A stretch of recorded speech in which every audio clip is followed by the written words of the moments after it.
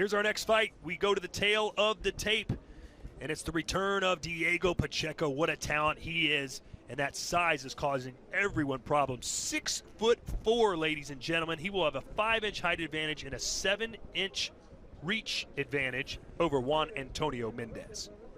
Pacheco a big favorite here. Let's see how he does. Pacheco, the big guy in the gray trunks, Mendez in the blue. It looks like 4 different weight classes separate these two.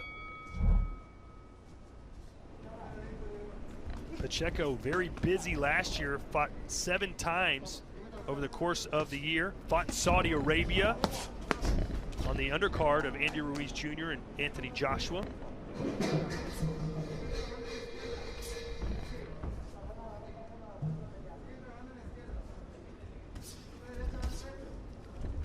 So what's the goal here? Not just a win here for Pacheco, but what's the goal here overall? What are we going to see from him? How do we know he's growing and learning?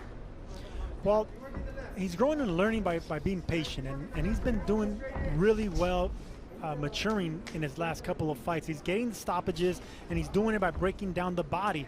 I mean, in his last fight, he went the distance, but before that, he was on a KO, on a knockout streak, but he was doing it recklessly early. Like, I wasn't impressed with Pacheco's pro debut, and he was a little disappointed as well. But from there, he just kept getting better and better and better, and he hasn't looked back since. Good uppercut splits the guard there for Pacheco.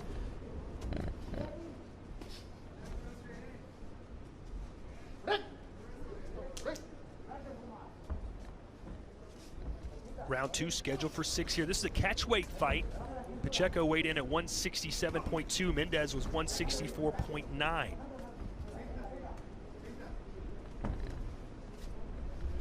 Did Mendez, well, that's a straight left hand connected, it seemed like, for Mendez. Yeah, it did.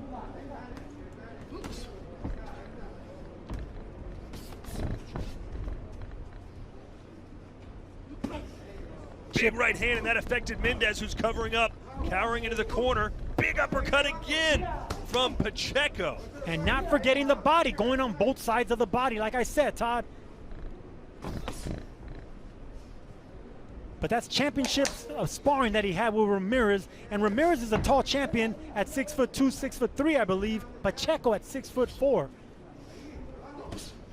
Now, you were usually the taller fighter in your bouts, but when you were the smaller guy, you embraced that, did you not? No, I loved fighting taller fighters. I mean, I really wanted the fighters to be taller than me, but that's hard to do when I was at 6 foot. But, Pacheco, for being so tall, he's already adapted to fighting small. He bends his knees well. He doesn't stand right up every time he's done punching. See, some tall fighters get lazy whenever they're fighting behind jabs like that. Uppercut again, and that's it. They will just wave it off. The uppercut by Pacheco did the job tonight as he improves to 10-0 with 8 KOs. And that was a smooth uppercut right there. Pacheco stepped back and timed it perfectly on the chin of Mendez. And I think in most fights, the referee would have counted it, not stopped it. But the fact that Mendez really wasn't landing any punches at all and was just eating uppercut after uppercut, he had seen enough and didn't think the man from Oaxaca had any chance to get back into this fight. Ladies and gentlemen, this bout comes to an end officially with a time of 2 minutes and 2 seconds in round number 2. Tenemos el tiempo oficial, 2 minutos con 2 segundos del segundo asalto. Declaring your winner by the way of TKO victory. Su vencedor por la vía del knockout técnico del sur centro de Los Ángeles, California, Diego Pacheco.